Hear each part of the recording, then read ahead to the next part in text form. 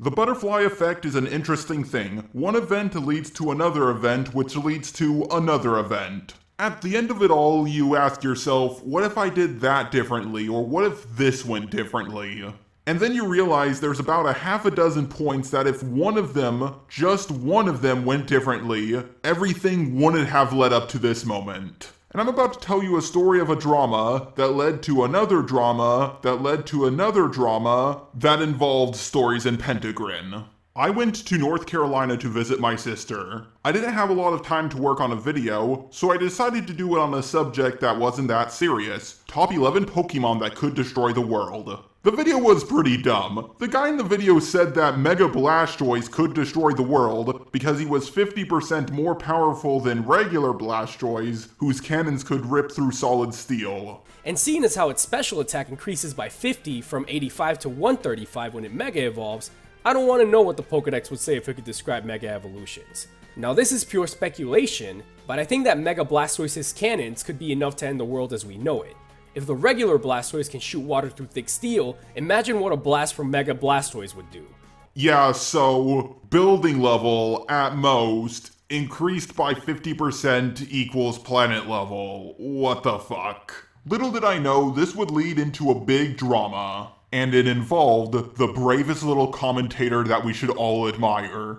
Doodletones, bravest little commentator of them all. She mistranslated a little bit of what I said. She thought I was saying that these Pokemon couldn't do any damage to the Earth whatsoever when I was saying they couldn't destroy the Earth. So a political commentator decides to step away from doing what they normally do to talk about Pokemon, and failed every which way you cut it. At least that's what I got from her video. I did a response to her which ended up becoming the third most popular video on my main channel. This led into an entire drama with the commentary community. The small one, the one Doodle's a part of, not the one Levy's a part of. And the drama lasted for quite a while. Eventually the dust settled, but I kept an eye on Doodletones just in case. Doodle got herself into a drama with a YouTuber named Icyhazard.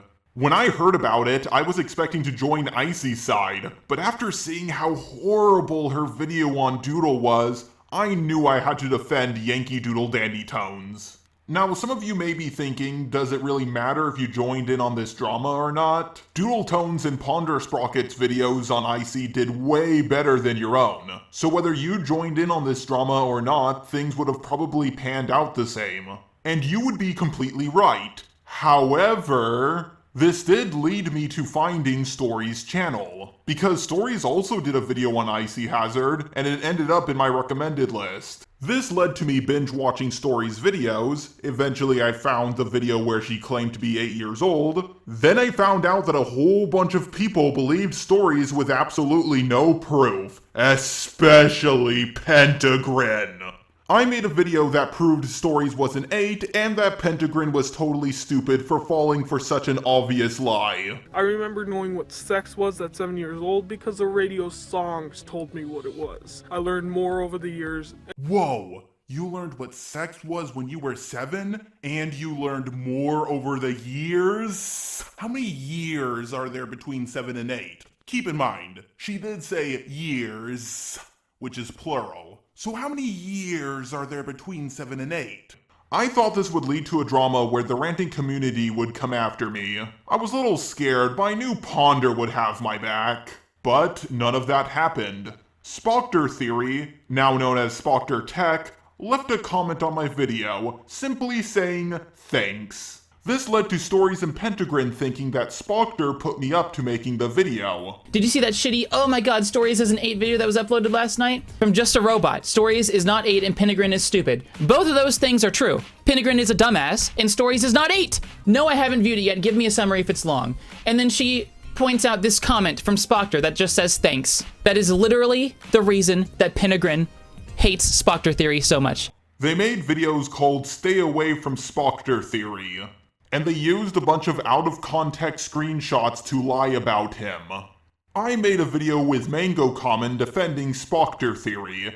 And I was in a video with PK Russell and a whole bunch of other YouTubers also defending Spoctor Theory.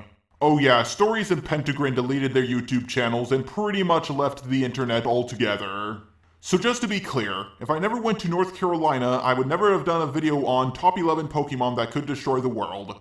If I never did a video on top 11 Pokemon that could destroy the world, Doodletones would have never done a video on me.